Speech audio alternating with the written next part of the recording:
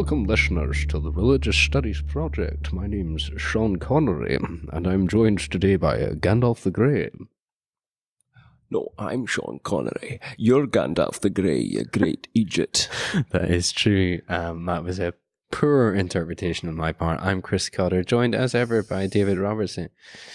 I said last week that we are the Religious Studies Project, but we're not. No, we're not. We're at best the figureheads. We're like a pair of carved wooden naked mermaids on the front of this powerful ship steaming through the ocean that is the field of religion. Steaming naked wooden mermaids. I like it.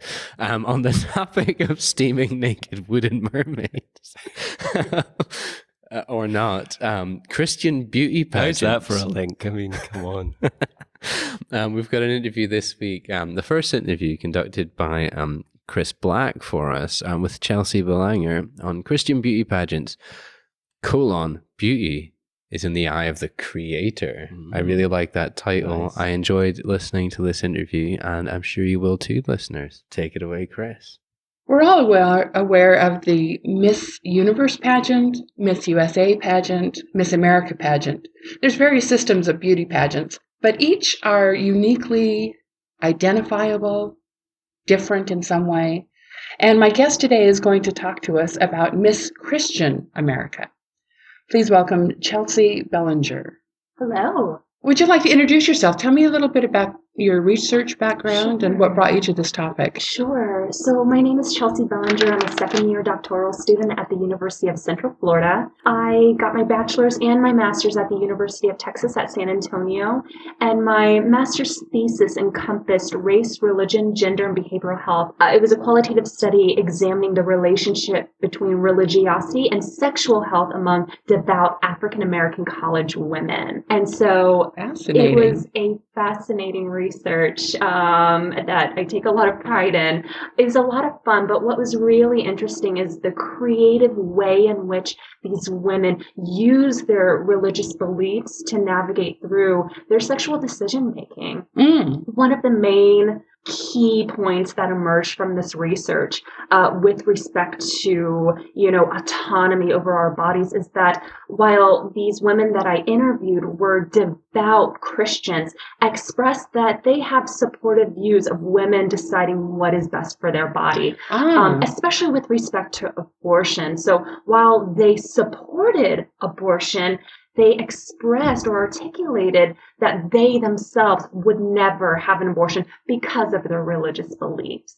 I see. So it's the way that they negotiated that space. Absolutely. That space in terms of their religion, their views, their practices, but also being a woman, being an African-American woman and having those rights. It was fascinating. It was just a fascinating study. And do you see that same kind of synchronicity coming about with the beauty pageants, that there's this national sense of beauty or gender as well as individual, but then again collective on a religious basis? Right. So what we've seen, at least with respect to beauty pageants, is that there's a lot of religion being done. Unfortunately, there's scant research on Christian beauty pageants, but beauty pageants overall. Now, I will say there's a lot of research on the Miss America pageant, but what's interesting here is that there's a multitude of different pageant systems, such as Miss USA and Miss Christian America, where this research is encompassed. And to be honest, I didn't realize there was a Miss Christian America pageant. Me neither before this research, indeed. But that's what makes it so fascinating, is that there's these different pageant systems that can really accommodate to anybody's needs, so to speak. So I think there's a major misconception in American society that there's just the Miss America pageant. And that's not the case. Okay. So which came first for you in your research question? The theory that you were looking at? So, for instance, Christian Smith and maybe even Judith Butler? Or was it this kind of noticing the different types of pageants going on and the religiosity associated with that? Well, certainly this research is going to encompass a lot of what I'm doing for my dissertation. So I being a frequent viewer of beauty pageants, American beauty pageants, I was really inspired to focus on this area because there's such limited research on beauty pageants, not just Miss America. So I really wanted to focus on, okay, what is it about beauty pageants and gender that I want to focus on? And religion is something that I love studying. So I really wanted to look at how is religion being used in these beauty pageants. So it was really, that was the foundation of the study. And then looking at what theoretical frameworks are most appropriate for the study. And that's where I came across subcultural identity theory. Now, I will say I had a lot of help with Dr. John Barkowski, who helped me along this, who was also my thesis advisor. Oh, great. Great well. shout out. Yes. So tell me a little bit more about that theory and how that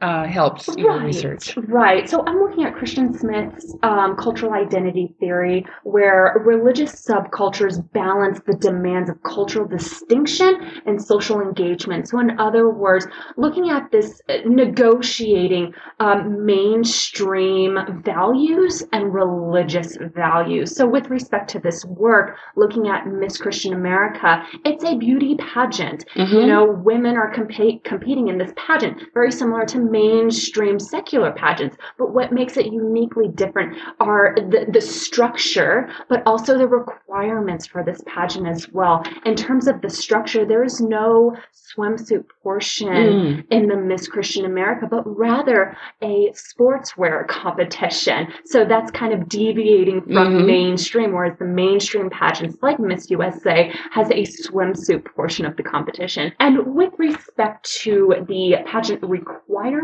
for Miss Christian America, we see that contestants in this pageant must be active in ministry. They also have to have reference letters from one pastor and immediate ministry leader as well, which makes them stand out significantly from the mainstream pageant. So we see, with respect to the subcultural identity theories, how religion is being practiced in these pageants that may exhibit mainstream characteristics.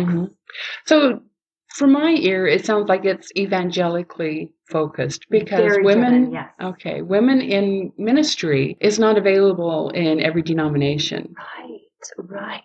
And that's what's interesting about this particular pageant is that the way in which I was studying this beauty pageant, it seemed as though as long as the contestants identified as being a Christian, that was also kind of this requirement to represent this particular pageant at hand. Whereas the mainstream pageant, Miss USA, there is no religious component whatsoever, whether you're actively driven by your faith or not. So one of the things that I found interesting is that I seem to hear this correlation between fitness.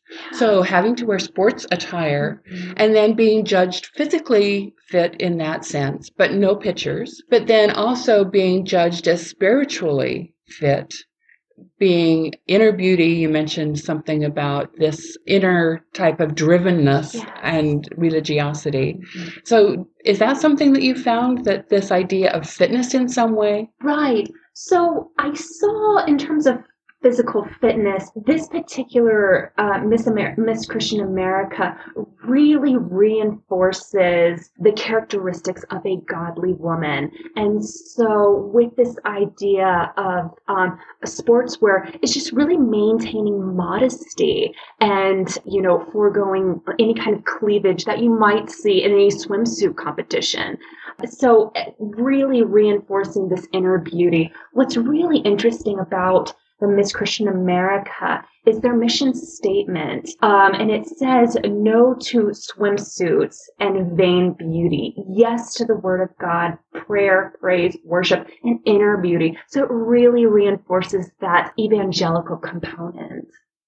Yeah, okay, great. Also, you mentioned seeing this type of religiousness or godly woman being reflected in some way throughout the pageant. Tell me more about that. Yes. So again, what makes this pageant so unique is kind of the requirements, if you will. So for the contestant application form, contestants for this pageant have to name their church, the number of years in which they've attended this church, and attend weekly Bible studies. So that was like a yes or no response. Also, the competition categories that vary vastly within mainstream pageants is outreach ministry presentations, biblical question and answer, which is very similar to like the onstage question that you see in the mainstream. But this one particularly is a biblically based question. And then again, the sportswear competition. Yeah. Also, what's interesting is the title holder responsibilities that are encompassed. And again, we see this comparative component where both pageants have responsibilities for their title holders. But what's interesting about Miss Christian America is the evangelicalism that she must partake in as a title holder representing Miss Christian America. In addition to that, that encompasses missionary work, upholding the morals and standards of the Miss Christian America pageant. So again, maintaining or exuding those characteristics of a godly woman. So do you see that part of that being a godly woman encompasses idealized gender roles and things like with the Miss America pageant, you have to be never married, never given birth.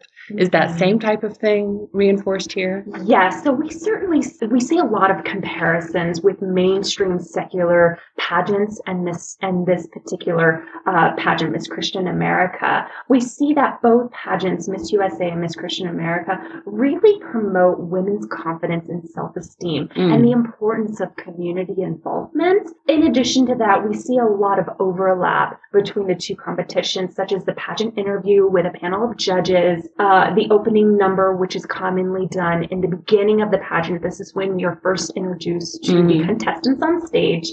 The evening where there's no talent competition in either one of these pageants, whereas in Miss America, you see that there's a talent competition. Now, going back to what you were saying in terms of never married, single, never given birth, those are two requirements of both pageants, both the Miss USA and Miss Christian America.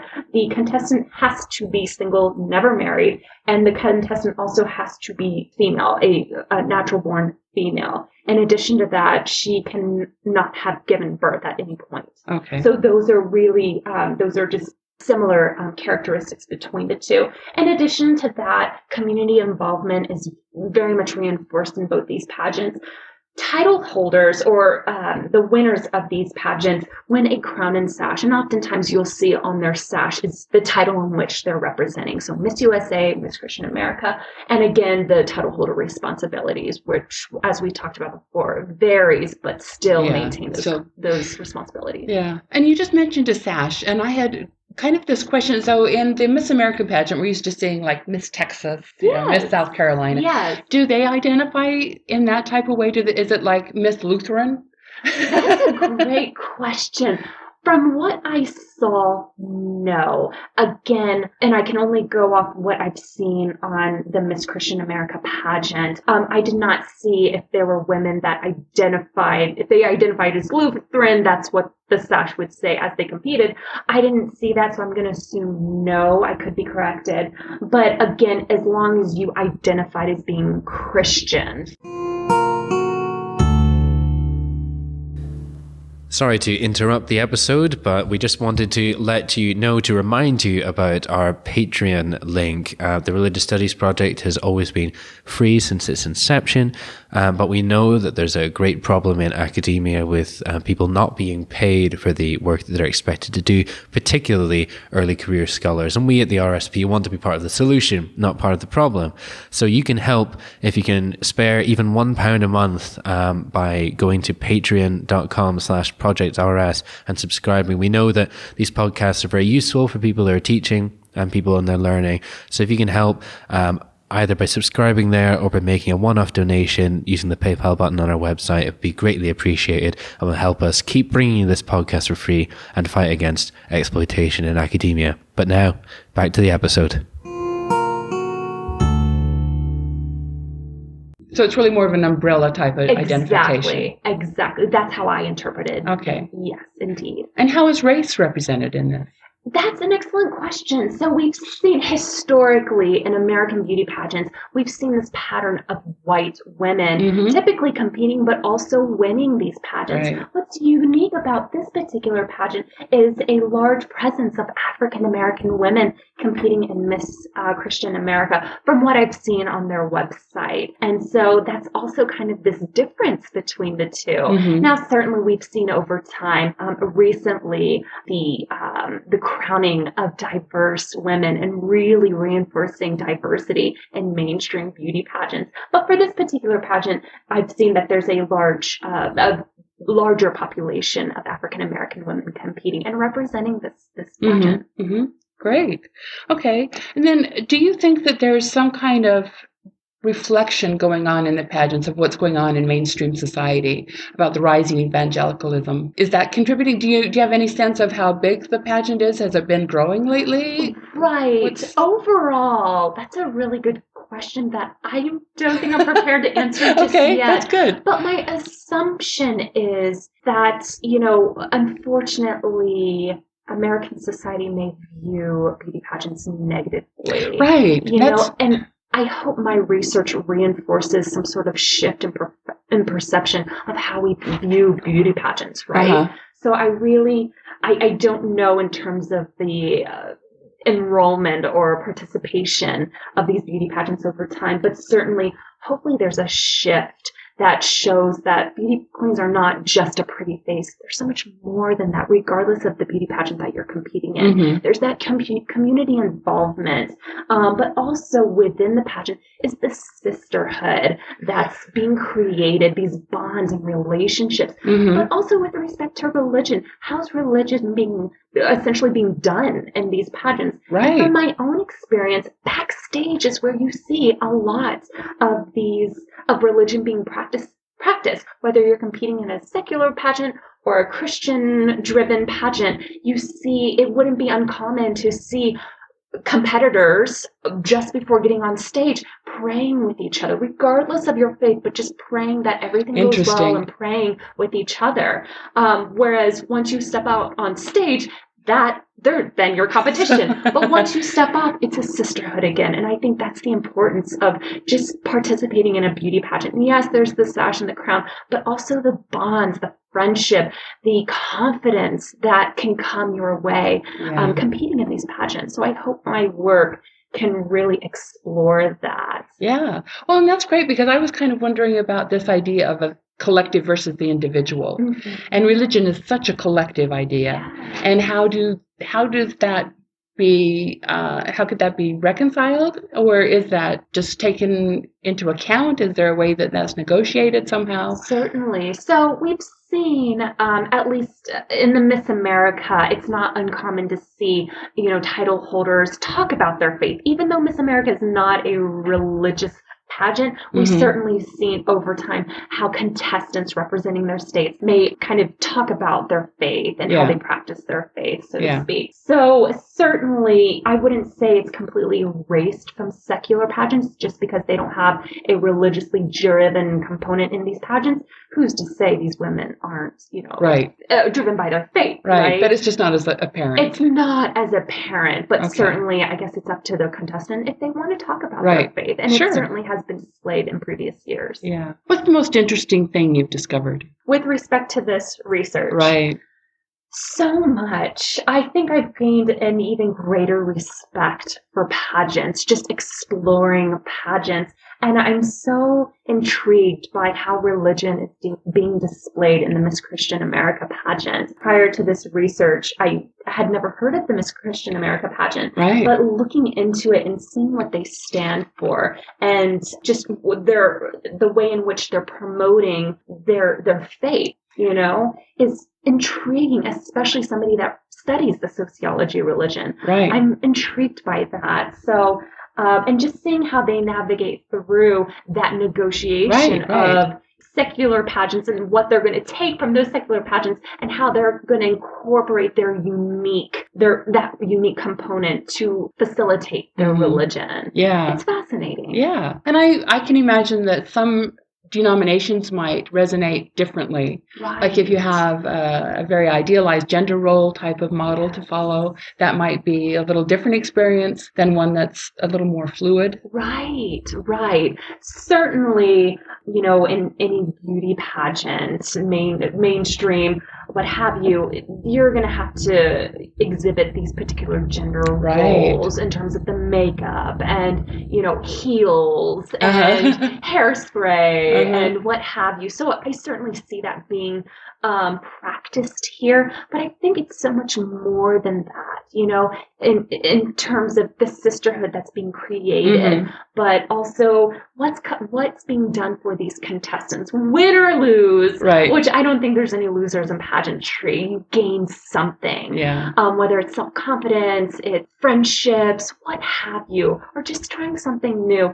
Certainly there's definitely these gender roles that are in place, but there's so much more, so much that can be taken out of this as well from this experience. Right. Would you say that this could be a faith experience for some of them? I think so. I could be wrong, but in terms of the Miss Christian America, I think it could really reinforce, or it does reinforce, that commitment to their faith and, really strengthening their religious beliefs and practices with the outreach of ministry. And, one of the competition categories, like I said, was this biblical question and answer. So really preparing, because this is a competition. There's a panel of judges. You're going to be judged. So really just that preparation that's encompassed in this particular pageant, and how preparing for those categories, but also strengthening one's, faith. Yeah. And that's kind of how just listening to you talk about it, it seems like it could be a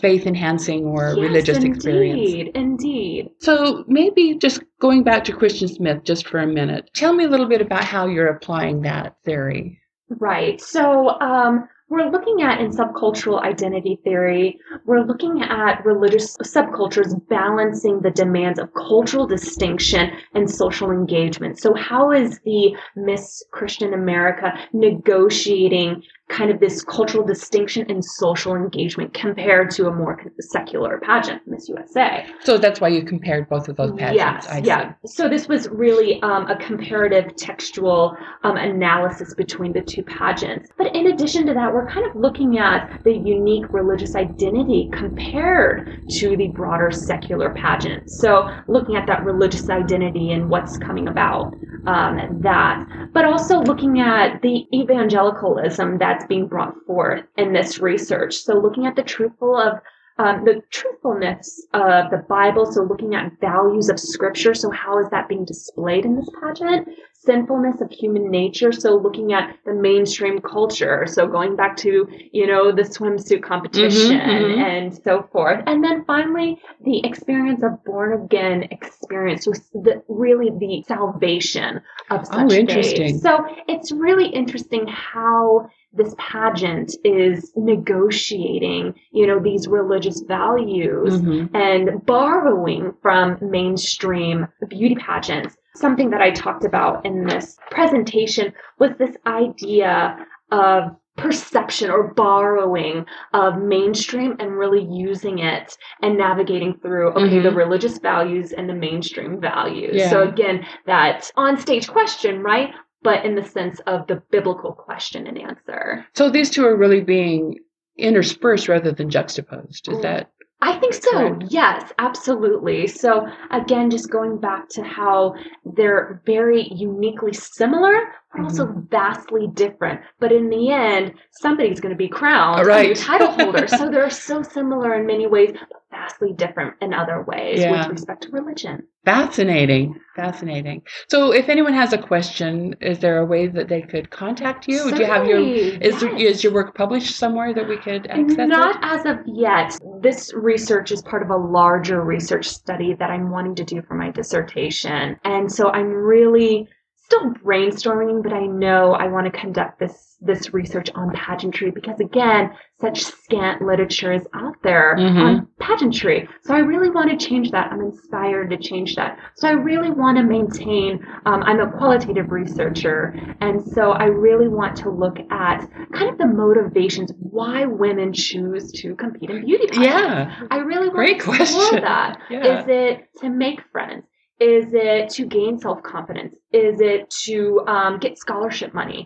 Or is it just to win a crown? Right. And there's so many ways that, that can be reinforced. So I want to explore reasons why women choose to compete. But as a researcher that's fascinated by religion, I want to also look at maybe how religion is being displayed. So I'm not really focusing on a particular pageant, Right. but I really want to interview former title holders, but also former beauty pageant contestants as well. Oh, right. And just explore or investigate, why they chose to compete. And then were there any ways in which they used their religion through that experience, whether it was praying right before going on stage or, carrying a cross or wearing a cross while they competed. I really want to explore that. See what that means. Yeah. Indeed. So this is a whole new way to think of lived religion. Yes. And the experience in religion. Indeed. And going back to your question before, certainly if anybody has a question, they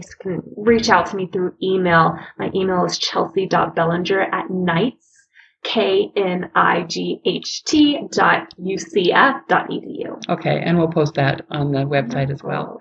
Thank you so much for joining me today. It's been a pleasure. Likewise, thank you for We having look forward. me. Yeah, we look forward to reading your book once you turn your dissertation into a book. Yes, I look forward And to that. and I'll re-interview you then. Yes, sounds good. Thank you so much. Thank you, Jill. Thanks so much, Chris, and thanks to Chelsea Belanger for taking part in the RSP. So next week we have another returning interviewer. One of our new team is Carmen Celestini. He's been speaking with Wendy Fletcher, religion, multiculturalism, and the quest for belonging in Canada and beyond. It's a wide-ranging interview, talking about a lot of sort of important issues, and I again enjoyed it, but find myself bristling at a couple of points, particularly towards the end. So our listeners might too, but it's part of the contemporary debate, and it's important to be aired. And I know that it will stir excellent debate. But the whole interview is very important. And we've had a bit of a focus as we grow our interviewer team and improve our global coverage. These kind of issues are coming up a lot more than I think if it was just Chris and I still doing all the interviews, which is, it's good. It's important that the project continues to broaden, but also casting spotlights on the situation in each of, in these different parts of the world is a very important thing to do. And this is part of that ongoing. Exactly. So come back for that. Keep checking out our regular responses. Well, around about now, it's sort of abstract submission time. I know certainly for AAR and things like that.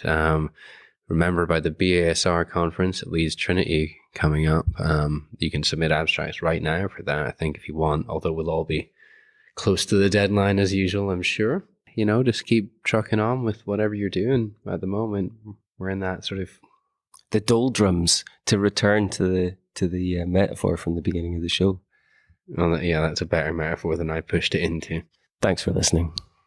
The Religious Studies Project is sponsored by the British Association for the Study of Religions, the North American Association for the Study of Religion, and the International Association for the History of Religions. The RSP is produced by the Religious Studies Project Association, SCIO, a Scottish charitable incorporated organisation, charity number SCO 47750. Brought to you by founders and editors-in-chief Chris Cotter and David Robertson, and our managing editor Thomas J. Coleman III. Our features are edited by Jonathan Tuckett, and our Opportunities Digest by Ella Bock. Podcast transcription by Helen Bradstock, with audio editing by Gregory Schneider and Samuel Ward. Social media managed by Ray Radford, and sales and marketing by Sammy Bishop. Don't forget you can support the project by using our amazon.com.co.uk and .ca links, or donating at patreon.com/projectrs. And you can find us on Facebook, Twitter, Google+, YouTube, iTunes and other portals.